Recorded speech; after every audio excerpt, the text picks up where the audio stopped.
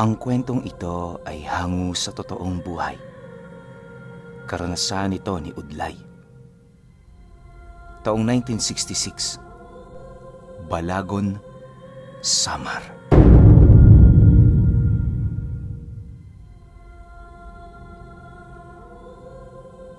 Itong mga panahong ito, nakatira sa dulong parte ng baryo itong pamilya nila Udlay. Bagaman wala sila roong mga kapitbahay, pabor naman yun para sa kanila, lalo pat yon ang gusto ng kanyang ama. Sa edad ni Udlay noon na 18 taong gulang, alam na niya ang sikreto ng kanyang pamilya. Ayon sa kanya, kahit kapos sila sa buhay noon, maraming tao pa rin ang bumibisita sa kanila. Ang labis niya noong ipinagtataka, may mga ibinibigay itong bagay sa kanila na hindi naman hinihingi ng kanilang padre de pamilya. Sa katunayan, dahil sa mga ibinibigay ng mga ito, yun na ang nagsisilbi nilang pinagkukunan ng pagkain. Noong una, ipinagtataka pa yun ni Udlay, pero hindi naglaon, nalaman na rin niya ang eksaktong dahilan kung bakit yon ibinibigay ng mga taong unang beses pa lamang nilang masilayan.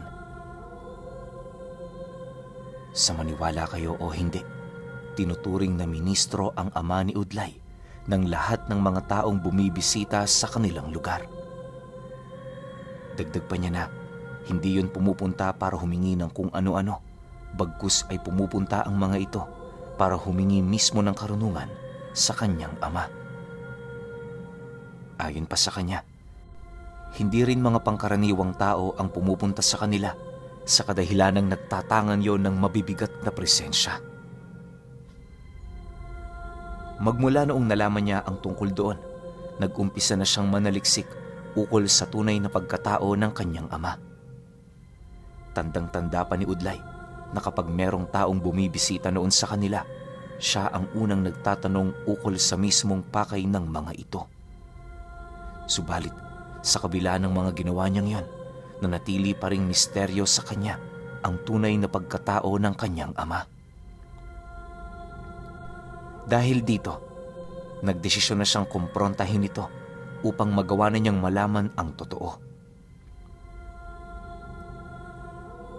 Isang araw, habang nagkataon namang wala noong bumibisita sa kanila, dali-dali naman niyang hinanap ang kanyang ama. Pagdating niya sa loob ng kanilang tahanan, bumungad yun sa kanya na nakaupo sa sala, kausap ang nanay niya. Dahil sa kanyang nadatnan, agad naman niya yung nilapitan habang mahinahon doong nagwiwika ng, "Tay, may ginagawa ka ba? Gusto sana kitang makausap eh." Nang marinig naman ito ang kanyang sinabi, agad naman siya nitong sinagot na maghintay. Bukod kasi sa seryoso ang pinag-uusapan noon ng dalawa, pansin din noon ni Udlay na meron yung mga pinag-uusapan na ayaw iparinig sa kanya. Pagkaraan pa ng ilang minuto niyang paghihintay, doon na niya nasilayan ang kanyang ama na dahan-dahang naglalakad papalapit sa kinaroroonan niya. Sa pag-upo nito sa kanyang harapan, seryoso lang naman yung tumitig na parabang sa mga mata pa lamang nito, meron na yung nais ipahiwatig. Dahil sa pangyayaring yon, minabuti naman ni Udlay na maghintay ukol sa kung ano ang sasabihin nito. Maya-maya pa, bigla naman yung nagwika sa kanya ng, "Ano ba ang gusto mong malaman, Udlay? Bakit parang hindi ka ngayon mapakali? Hindi ba napag-usapan na natin ang tungkol dito?" Dahil sa sinabi nito, halos hindi naman niya mawari kung ano ang kanyang isasagot. Aminado kasi noon si Udlay na sa mga salita pa lamang ng kanyang ama, nasisindak na siya. Hindi kasi yon ang tipo ng taong maaari mong biruin, gawa ng napakaseryoso nito sa buhay at meron yung iisang salita. Prangka rin yon kung makipag-usap, kaya kung anong nakikita nito sa'yo, yon ang maririnig mo sa kanya. Maya-maya pa, nang magkaroon naman siya ng lakas ng loob para sumagot sa mga inilahad nito, doon na niya pa isa-isang isinalaysay ang mga napapansin niyang kakaiba sa kanyang ama. Ayon kay Ugday, pakiramdam niya tuwing naroon siya sa kanilang bahay, para talagang meron doong hindi normal. Ang mas ipinagtataka niya pa, pakiramdam niya, hindi lang sila ang namamahay sa tahanang yon. Dagdag pa ni Udlay na may mga pagkakataon ding nakakaramdam siya ng matinding kilabot sa tahanan nila at mga nilalang na pabigla-bigla na lamang dumaraan bago pa man yun masundan ng kanyang mga mata. Matapos naman yung marinig ng kanyang ama, napabuntong hininga na lamang ito habang nakatitig sa kanya. Akala ni Udlay, hindi na yun magsasalita pa, pero laking gulat na lamang niya nang bigla na yung magsimulang magtapat sa kanya. Ayon sa kanyang ama, karaniwan na lang yon dahil sa mga ginagawa niya.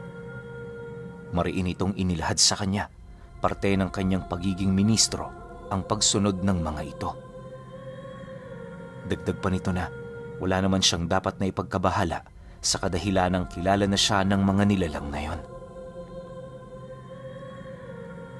Sa pagpapatuloy ng kanilang pag-uusap, inilahad ng kanyang ama sa kanya na ang pagiging ministro nito ay nangangahulugan ng pagiging supremo sa lahat ng uri ng nilalang na nagpapakonsulta rito. Isa yung pwesto kung saan ang kanyang ama ang binibigyang karapatan na mamahala sa mga nilalang na nasa panig ng kaliwa. Dagdag pa nito na di hamak na mas mataas ang pwesto niya sa mga gabunan dahil siya ang nagsisilbi nitong representante sa oras na nagaganap ang mga pagpupulong ng mga ministrong kagaya niya. Kung hindi nyo kasi na itatanong, kagaya rin ng mga sibilisadong tao ang mga nilalang na nasa panig ng kaliwa. May mga tinuturing din silang mga pinuno, maging mga batas na kinakailangan nilang sundin sa isang lugar. Yun din ang kanilang nagsisilbing hudyat upang masigurong ang bawat isa sa kanila ay hindi nangunguha ng mga teritoryo. Pagtatapat pa ng kanyang ama na bagaman malakas ang pwestong kinalalagyan niya, hindi pa rin sila dapat na magpakakampante lalo pat sa oras na naalis na siya sa pwestong yon, maaari na siyang mapaslang ng mga nilalang na may galit sa kanya. Kalimitan kasi yung nangyayari sa mga dating ministro na sinundan niya. Matapos naman itong marinig ni Udlay, agad naman niyang tinanong ang kanyang ama ukol sa kung ano ang ibinibigay nito sa mga nilalang na dumadayo sa bahay nila. Nang marinig naman ito ang kanyang sinabi, seryoso lang naman yung napatitig habang sumasagot ng, "Karunungan ang ibinibigay ko sa kanila. Kagaya rin ako ng albularyo, anak. Ang pinagkaiba ko lang, buhay na salita ang binibigay ko sa sinumang lumalapit sa akin. Ginagamit nila ito upang palakasin ang kanilang mga karga na siya namang magsasakatuparan sa mga bagay na nais nila." Nang marinig naman ni Udlay ang tungkol doon, pinili na lamang niyang manahimik. Sa puntong yon, doon niya napagtanto na dahil sa kagagawa ng kanyang ama, maraming tao ang nawawalan ng mga mahal sa buhay. Matapos naman ang kanilang pag-uusap, agad naman siyang lumabas ng kanilang tahanan para magpahangin. Habang nakaupo siya noon sa labas ng bakuran nila, sumasagi na sa isip niya na humingi ng tulong sa mga albularyong naninirahan sa baryo. Naniniwala kasi noon si Udlay, mali ang ginagawa ng kanyang ama. Hindi naman niya maatim na palagpasin lang ang kanyang mga nalaman sa kadahilanang mabuti ang hangarin niya para sa kapwa. Sa loob ng halos ilang oras niyang pag-iisip, napagdesisyonan niya ng humingi ng tulong sa mga albularyo. Bagaman may posibilidad na mapahamak ang kanyang ama, hindi niya na yun pinansin pa, lalo pat nakaatang sa kanyang kamay ang buhay ng mga kababaryo niya. Kinahapunan noong mismong araw na yon, pasimple namang tumungo si Udlay sa bahay ng isang matandang albularyo, di kalayuan sa kanilang lugar. Sa pagdating niya sa tahanan nito, nadatnan niya yung nanggagamot ng mga pasyente nitong merong iba't ibang karamdaman. Habang pinagmamasdan niya ang paligid, doon niya nakita kung papaano maghirap ang mga kababaryo niya. Karamihan sa mga ito, kung hindi biktima ng pambabarang na aswang. Ang iilan din sa mga panauhing yon ay halos mabulag na dahil sa tindi ng karamdamang pumasok sa kanilang sistema. Matapos naman niyang masilayan ang mga kaganapang yon, pikit mata naman siyang naghintay sa kanyang turno. Makalipas pa ang 1.5 oras, doon na sila nagkaharap ng matanda. Hindi pa man siya noon nakakaupo, agad na nitong pinansin sa katawan niya ang isang madilim na presensya na kasalukuyang nakakapit sa kanyang katawan. Ayon sa matanda na, lubos siyang nakapagtataka, gawa ng kung mga pangkaraniwang tao ang nalapatan ng ganoong ora, paniguradong mababalda ito buhat sa isang hindi matukoy na karamdaman. Naniniwala kasi ang matanda na sa oras na mabahira ng ibang presensya ang isang kaluluwa, kailan may hindi na yon magiging normal.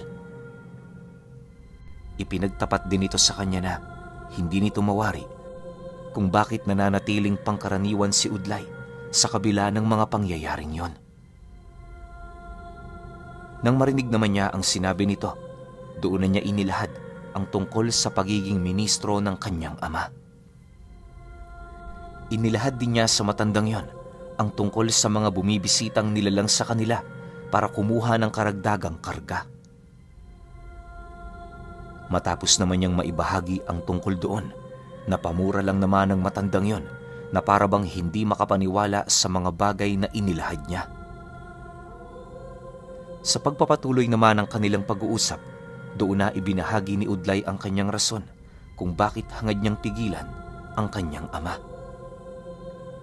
Dahil dito, napangiti lang naman sa kanya ang albularyo habang nagwiwika ng, "Tama ang pasya mong yan, iho. Ako na ang nagsasabi sa iyo. Hindi ka nagkamali sa pinili mong panig. Huwag kang mag-alala. Tutulong ang aking mga kasama upang makalaya ka sa sitwasyong pinaglagyan sa iyo ng iyong ama." Nang marinig naman ni Udlay ang sinabi nito, agad naman siya roong nagpaalam na uuwi na sa kanilang tahanan.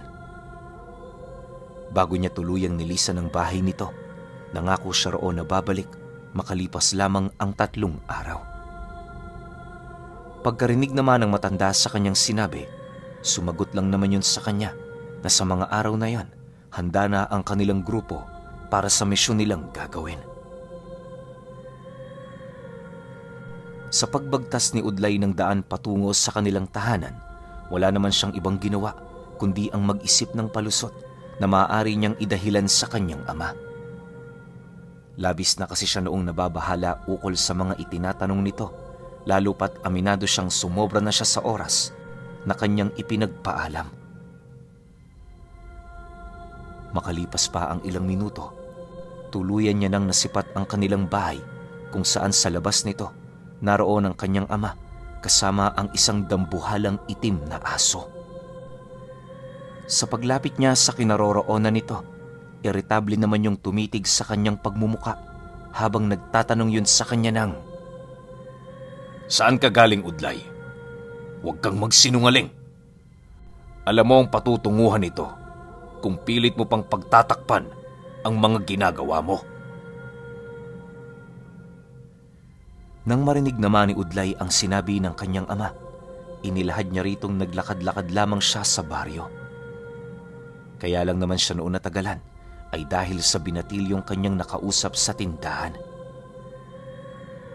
Matapos naman yung mailahad ni Udlay, agad naman siya roong humingi ng tawad, pagpapakita ng kanyang pag-ako sa kanyang nagawang kasalanan. Subalit, imbis na patawarin siya nito, laking gulat na lamang niya nang bigla siya nitong sapakin, sabay utos sa aso nitong kasama, nakalad ka rin siya patungo sa ilalim ng bahay nila. Nang marinig naman ang nilalang na yon ang utos ng ama niya, dali-dali naman siya nitong sinakmal habang pilit na kinakaladkad patungo sa ilalim ng kanilang bahay. Sa pagdating niya roon, wala na siyang nagawa kundi ang pumasok sa isang maliit na kulungan dahil sa paulit-ulit nitong pag-angil at pagkahol sa kanya. Habang pinagmamasdan niya ang nilalang na yon, wala naman siyang nagawa kundi ang umiyak dahil sa pagtrato ng kanyang ama sa kanya. Bukod kasi sa unang beses niya yung maranasan, pakiramdam niya, hindi siya nito totoong anak. Maya-maya pa, nasipat na lamang niya yung dahan-dahan ng naglalakad patungo sa kinaroroonan niya kasama ang kanyang ina. Sa pagtitigan nilang dalawa, doon inilahad ng kanyang ama kung gaano kabigat ang ginawa niyang pagkakamali. Lahat ng luho niyo, Udlay, kinukonsinti ko. Bakit mo nagawa sa akin to? Matapos kitang pagkatiwalaan, tinraidor mo ko. Hindi mo man lang ba naisip kung bakit ko ginagawa ito? Para rin ito sa inyo. Sa tingin mo ba, kung hindi ko pangangalagaan ang aking responsibilidad bilang ministro, humihinga pa ako ngayon sa mundo? Pare-parehas lang tayo ritong biktima. Galit na wika ng kanyang ama sa kanya.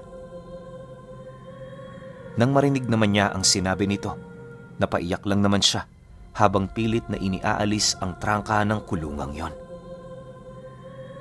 Sa loob ng 2 araw, nanatili roon si Udlay na ang tanging pagkain lamang ay yung mga insektong napapadpad sa kanyang kulungan.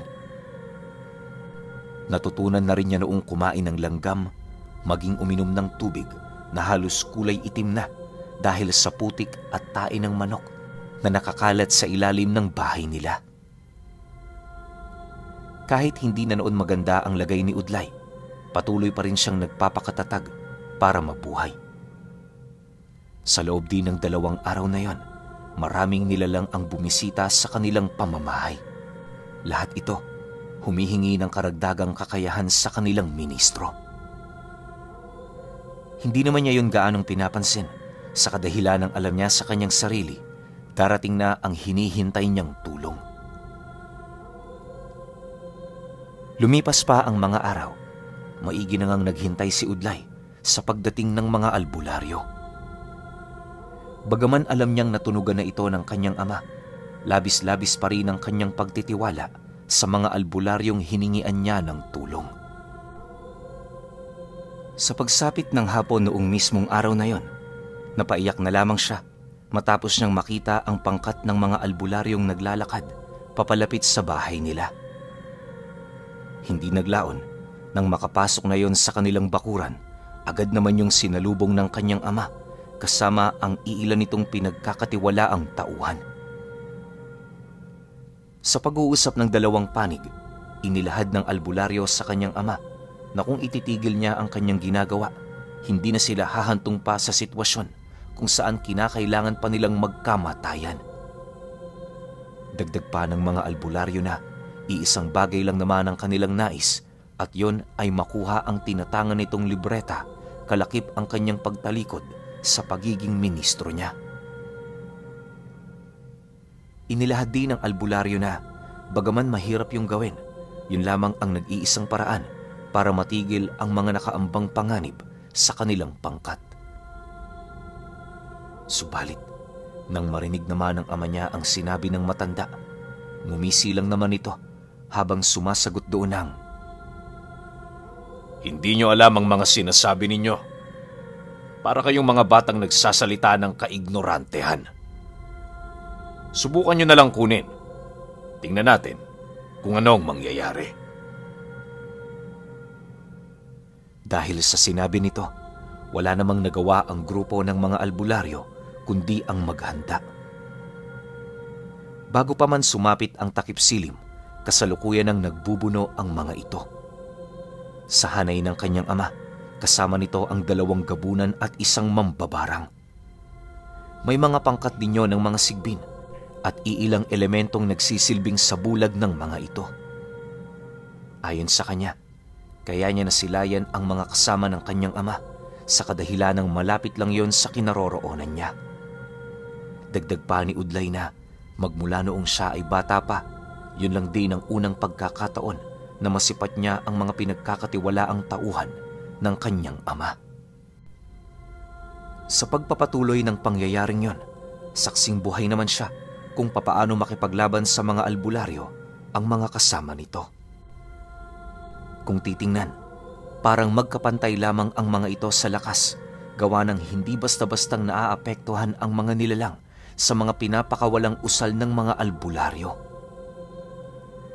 Nang mapagtanto naman yon ng matandang hiningian niya ng tulong, hindi na yon nagdalawang isip na makipaglaban dito sa pamamagitan ng pisikal na kumbate. Pagbunot nila noon ang kanilang mga armas, buong puwersa naman yung sumugod na siyang naging sanhi upang sumiklab ang digmaan sa pagitan ng magkabilang panig. Habang nakikipagbuno ang mga ito, kitang-kita naman niya kung papaano makipaglaban ang mambabarang sa isang albularyo. Matapos naman niya yung masilayan, halos hindi naman siya roon makapaniwala dahil sa buong akala niya, espiritual na kumbate lamang ang kayang gawin ng mga ito. Pagkaraan pa ng ilang minutong pakikipagbuno ng mga albularyo, unti-unti na nilang napapansin ang panghihina ng mga gabunan. Pagsilay naman nilang naghahabol hininga na ang mga ito, agad naman nila yung sinugod habang walang habas na pinag-uundaya ng taga sa iba't ibang parte ng katawan. Maya-maya pa, bigla naman niyang narinig ang pag-atungal ng isang gabunan na siyang naging sanhi upang magkaroon na ng pagkakataon ng albularyong hiningian niya ng tulong para masugod ang kanyang ama. Nang masipat naman yon ng kanilang padre de pamilya, agad naman niya yung sinalubong, bitbit ang isang kulay itim na tabak na kanyang hawak-hawak. Habang nagbubuno ang mga ito, kitang-kita ni Udlay kung gaano kabihasang gumamit ng tabak ang kanyang ama. Kahit napakahusay ng albularyong makipaglaban, ni isang pag-atake nito, hindi nagagawang makalusot mula sa pambihirang depensa ng ministro ng kaliwa. Dahil sa sitwasyong yon, napilitan ng gumamit ng mutya ang albularyo na siya namang naging hudyat para sa kanyang ama na gumamit ng mga buhay na kataga. Sa halos kalahating oras na pagbubuno ng mga ito, wala siyang ibang nakikita kundi ang albularyong unti-unting napupuno ng sugat ang buong katawan. Mabuti na lang, bago pa man yung tuluyang mapaslang ng ama niya, nagawa na yung mapagtulungan ng iba pa nitong mga kasama. Sa maniwala kayo o hindi, kahit pinagtutulungan na yon ng mga albularyo, kitang-kita ni Udlay kung papaano mangibabaw ang kanyang ama mula sa hanay ng mga ito. Hindi naglaon nang magawa namang maagaw ng matandang albularyo ang hawak-hawak nitong libreta, doon na nag-umpisang manghina ang ama ni Udlay. Gayunpaman, kahit unti-unti na yung nawawala ng lakas, patuloy pa rin yung nakikipaglaban sa paniniwalang magagawa pa nitong malipol ang kanilang grupo. Sa katunayan, bago yung tuluyang manghina, nagawa pa nitong mapaslang ang dalawa sa mga albularyong hiningian niya ng tulong. Maya-maya pa, bigla na lamang natigilan ang mga albularyo matapos nilang makita ang ministro na mabilis na nilalamon ng kadiliman. Sa pagbalik ng katahimikan sa paligid, nasipat na lamang nila yung nakatayo. Lapnos na ang kalahati ng katawan nito at wala na yung buhay. Paglapit doon ng mga albularyo, bigla na lamang yung bumagsak sa lupa habang mabilis na naaagnas ang kabuuan sa mga katawan nito. Pagpasok naman nila sa loob ng bahay nila Udlay, nasipat nito ang kanyang ina at mga kapatid na nasa kaanyuan ng mga sigbin. Pagsilay naman ng mga nilalang na yon sa kanila, mabilis naman yung nagsitakbuhan patungo sa kakahuyan hanggang sa tuluyan na yung maglaho na parang bula. Alam niyo, Pinuno, hindi talaga naging malinaw para kay Udlay kung bakit nangyari ang mga bagay na yon. Kahit nga din ang mga albularyong tumulong sa kanya, habang buhay na ring naging palaisipan kung papaano nangyari ang mga ganoong kaganapan. Isipin ninyo, alam naman nilang hindi nila nagapi ang ama nitong ministro, Pero papaano yun bigla na lamang nawala ng buhay? Papaano ring naging sigbi ng kanyang ina at mga kapatid, gayong hindi siya nasaklaw ng ganoong ritual o engkantasyon? Maraming mga katanungan ang umiikot sa kanilang isipan. Pero lubos na nagpapasalamat noon si Udlay dahil sa nagawa niyang makaligtas mula sa mga kamay ng kanyang ama na isang ministro ng kadiliman.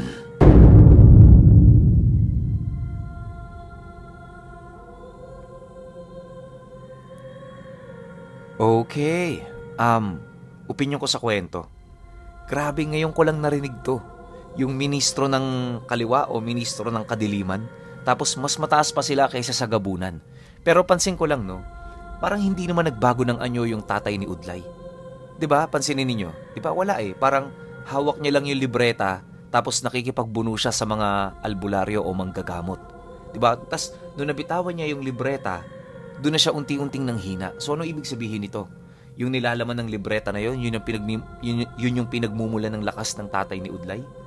Pwedeng ganon, 'di ba? Kasi walang nakabaon. Wala siyang kahit na bertud o kung ano man eh. 'Di ba? Parang sobrang kakaiba. Pero ang lakas. Kasi ilang albularyo yung pumunta. Tapos nung papahina na siya, nakapatay pa siya ng 2, 'di ba? Sobrang bihirang mangyari 'yun. 'Di ba? Sayang lang, no? Kaso kasi hindi nabanggit ni Udlay kung anong meron dun sa libreta na tanga ng tatay niya.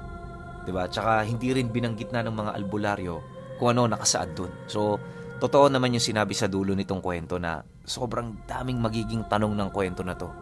'Di ba? Paano nangyari 'yon? Saan nagmula yung kapangyarihan? Anong laman ng libreta? Ba't nagkaganon yung buhay nila? Bakit si Udlay normal? 'Di ba? Ang dami talagang tanong.